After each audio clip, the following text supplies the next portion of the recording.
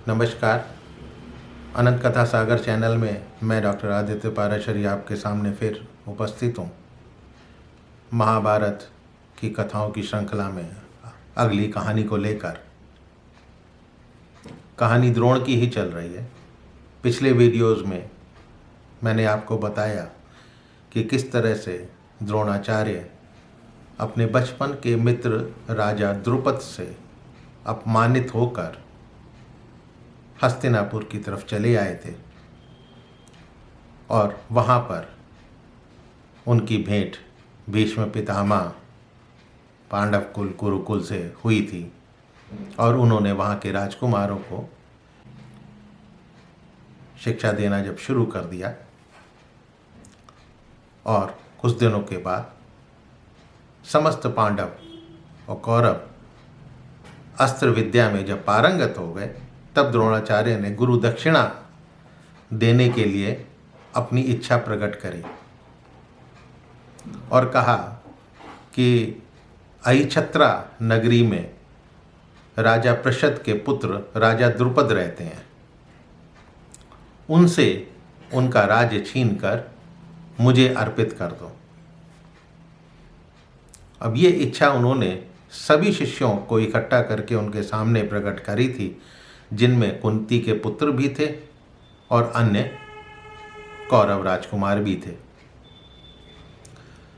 अब गुरु की आज्ञा पाकर धृतराष्ट्र पुत्रों सहित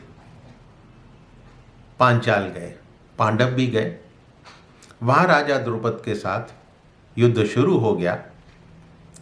जब दोनों तरफ से युद्ध भयंकर हो गया तो कर्ण, दुर्योधन और अन्य कौरव तथा दूसरे प्रमुख क्षत्रिय राजकुमार वो परास्त होकर रणभूमि से भाग खड़े हुए, यानी द्रुपद ने उनको परास्त करके वहाँ से भगा दिया।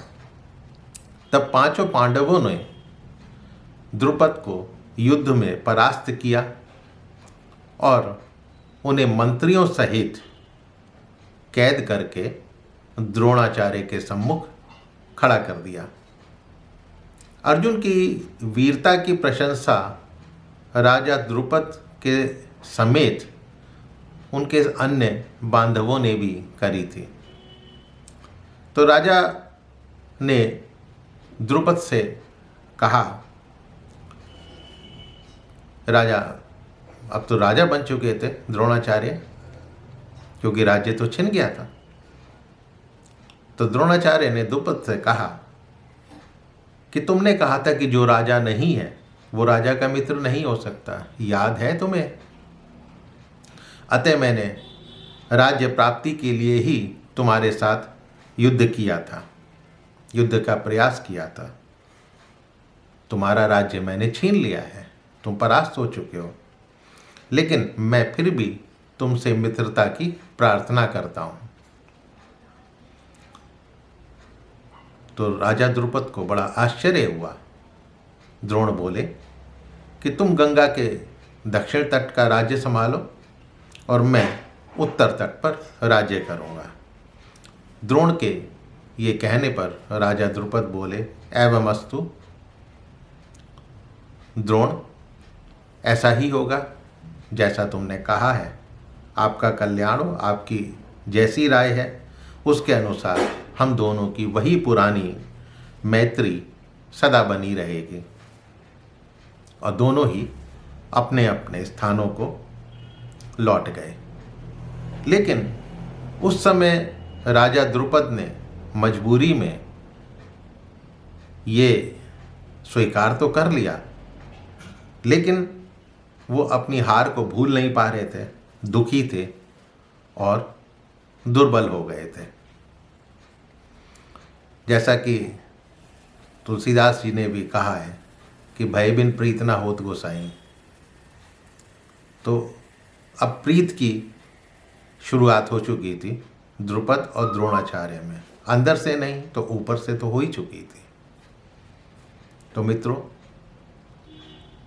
ये कहानी थी कैसे द्रोण ने द्रुपद से बदला लिया। अगले वीडियो में आपको बताऊंगा कि उसके बाद द्रुपद ने अपने अपमान के लिए क्या करा। ये तो एक के बाद एक चेन रिएक्शन है। तो मेरे चैनल को सब्सक्राइब करना मत भूलिएगा और अपने इष्ट मित्रों से इसको शेयर कीजिएगा। मिलता हूँ इस कथा के अगले भाग को लेकर अगले एपिसोड में। तब तक के लिए नमस्कार।